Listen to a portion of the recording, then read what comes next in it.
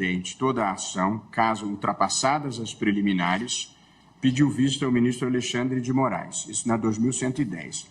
Na 2111, após igualmente o voto do ministro relator Nunes Marques, que não conhecia a alegação de inconstitucionalidade formal e a alegação de inconstitucionalidade do parágrafo 6º do artigo 29 da Lei 8.213, da alegação de inconstitucionalidade do fator previdenciário, e caso ultrapassada a questão da admissibilidade, julgava totalmente improcedente, pediu vista o ministro Alexandre de Moraes.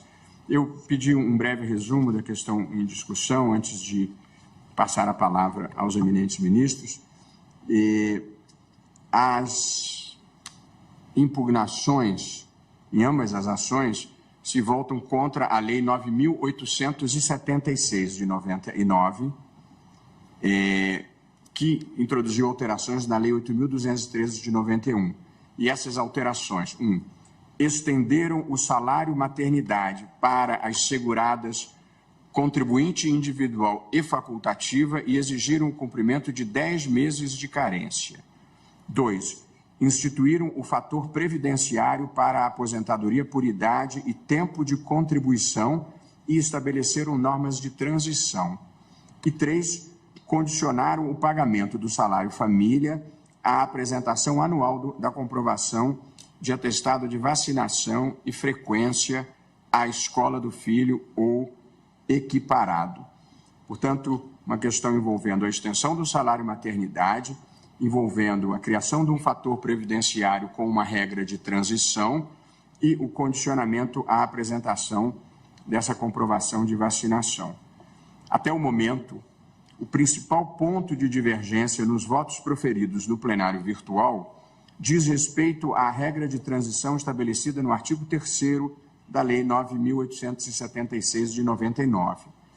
Até essa lei, o cálculo dos benefícios de aposentadoria e pensão levava em consideração os 36 maiores salários no período de até 48 meses antes do afastamento ou falecimento do segurado. Esse é o artigo 29 da Lei 8.213, na sua redação original. Portanto, a base de cálculo eram os 36 maiores salários no período de até 48 meses antes. A Lei 9.876, ao efetuar modificações no regramento de aposentadorias e pensões, dentre elas a instituição do fator previdenciário, estabeleceu que o valor desses benefícios levaria em consideração os 80% maiores salários de toda a vida do trabalhador. Essa é a regra definitiva, aplicável àqueles que ingressaram no regime geral da Previdência após a data da publicação da lei, 1999. Portanto, nós estamos diante de uma lei que mudou o critério de cálculo da aposentadoria e dos benefícios previdenciários. Deixou de ser os últimos 36 meses, os 36 maiores salários, e passou a ser 80% ao longo de todo o período e não mais ao longo dos últimos 48 meses. Essa foi a mudança definitiva. Além da regra definitiva, estabeleceu também a nova legislação uma regra de transição para aqueles que começaram a contribuir para o INSS até o dia anterior a 29/11/99, que foi a data de publicação da lei nova, mas ainda não haviam se aposentado. No caso, essa regra de transição previa o valor dos benefícios desses segurados deve levar em consideração os 80% maiores salários de toda a vida do trabalhador, excluídos os salários anteriores a julho de 94, quando foi implementado o Plano Real. Portanto, nós temos a regra pretérita, que vale para quem já se aposentou, nós temos a regra nova, que vale a partir da lei de 99, e uma regra de transição para quem, no momento da vigência da lei, ainda não havia preenchido os requisitos para a aposentadoria e que, portanto, estavam numa situação de transição. Até o momento, todos os ministros se manifestaram no plenário virtual pela constitucionalidade da regra de transição. A divergência é sobre se a constitucionalidade dessa regra impede o afastamento da regra definitiva prevista no artigo 29, mesmo nos casos em que ela é mais favorável ao segurado. E esse é o ponto de contato dessas ADIs com o recurso extraordinário 1.276.977, que diz respeito, que foi apelidado de a revisão da vida toda.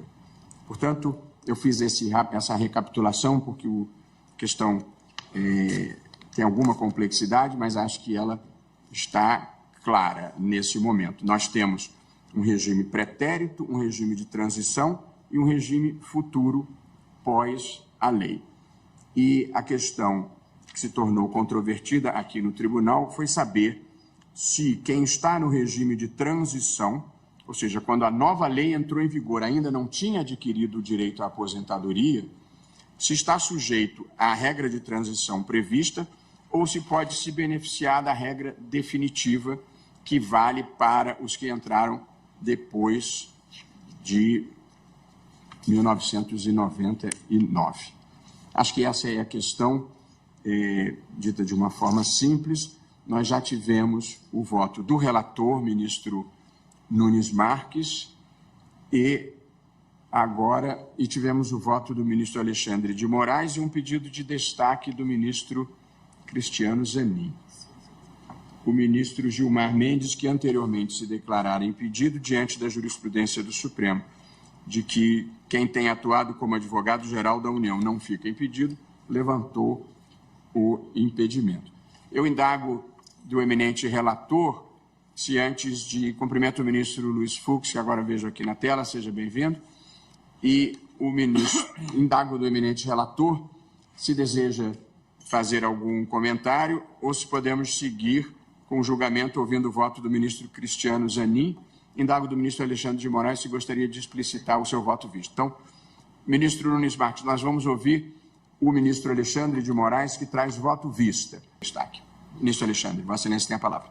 Obrigado, presidente. Cumprimento a Vossa Excelência, ministro Luiz Roberto Barroso, cumprimento os eminentes colegas, o professor Paulo Bonet, procurador-geral da República. Presidente, eu gostaria só de colocar, se Vossa Excelência me permite, a partir do resumo feito tão bem por Vossa Excelência, que há uma outra questão que deve ser discutida também. Porque, exatamente por isso, acho que houve primeiro o meu pedido de vista, depois o destaque do ministro Cristiano Zanin. As ações diretas, e já havia maioria para declarar constitucional tanto a regra de transição quanto a regra definitiva, as ações diretas diziam sobre a constitucionalidade do texto, mas não adentravam a interpretação que foi dada já, e o plenário já definiu essa questão no RE 1.276.977, que é o próximo da pauta. O plenário, mantendo a constitucionalidade dos dispositivos legais, fixou uma regra que permitia ao segurado não ser prejudicado pela aplicação da regra de transição. Até leio aqui o tema 1102, o segurado que implementou as condições para o benefício previdenciário após a vigência da Lei 9.876 e antes da vigência das novas regras constitucionais, introduzidas pela Emenda Constitucional 103/2019, tem o direito de optar pela regra definitiva, caso esta lhe seja mais favorável. Isso já havia sido definido pelo plenário, e nas ações diretas, somente Vossa Excelência, salvo engano, e o ministro Gilmar fizeram uma ressalva de que, uma vez julgado as ações diretas, não haveria possibilidade de discussão sobre essa possibilidade da opção pela regra mais favorável. Então, acho que é importante esse plenário também definir se será possível, e durante os votos cada um, obviamente, vai se manifestar sobre isso, é possível agora, nas ações diretas, nós revermos uma decisão já dada no recurso extraordinário.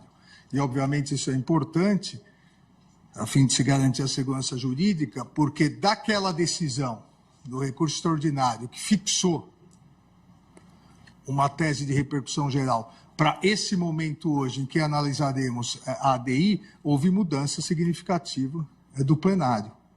Então, obviamente, se isso poderá ser rediscutido via ADI, o que foi discutido no RE. Então, eu só quis fazer essa observação a partir do relatado por Vossa Excelência, porque essa é a questão mais importante que nós vamos discutir hoje. Todas as outras questões, ninguém tem dúvida sobre a constitucionalidade. Ministro Zanin, por favor. Obrigado. Parte, ministro Alexandre.